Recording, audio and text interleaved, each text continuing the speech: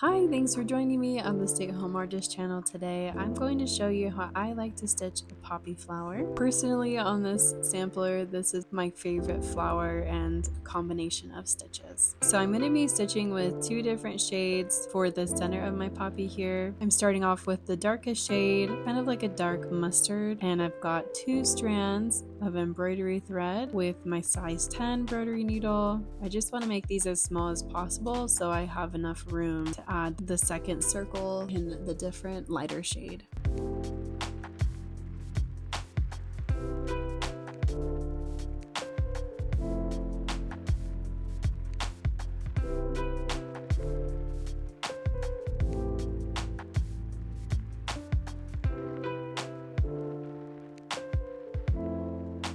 Now that the center is filled, I'm switching over to the second shade, which is my lighter mustard color. And I'm using the same needle, which is the size 10 embroidery needle with just two strands of thread. And I'm adding my French knots to fill in the second circle here.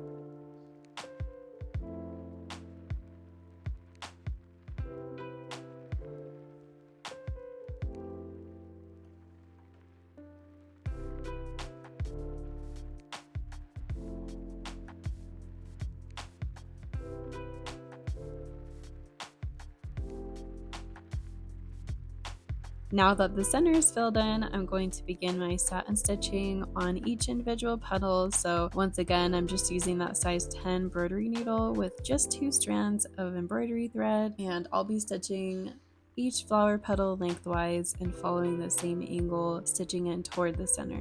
And yes, it does take forever when you're satin stitching with only two strands. I just prefer to do this, especially with more detailed things which I tend to have on my patterns, because it's the best way that you can get a seamless satin stitch to fill in all the lines as seamlessly as possible. But I suggest doing whatever feels best for you. This is just what I prefer to do, and the finished result is what I'm looking for. But if it's not what you're looking for, feel free to try something else.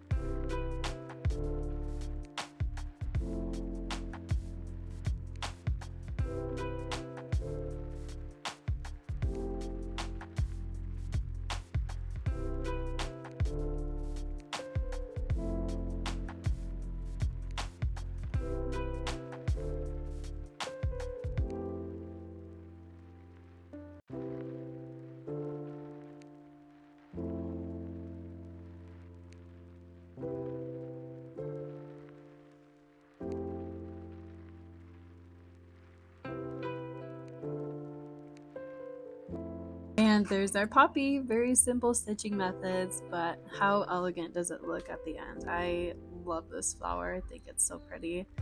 Let me know if you try this. Thank you again for joining me. Please hit subscribe if you learned something new, and I'll see you next time.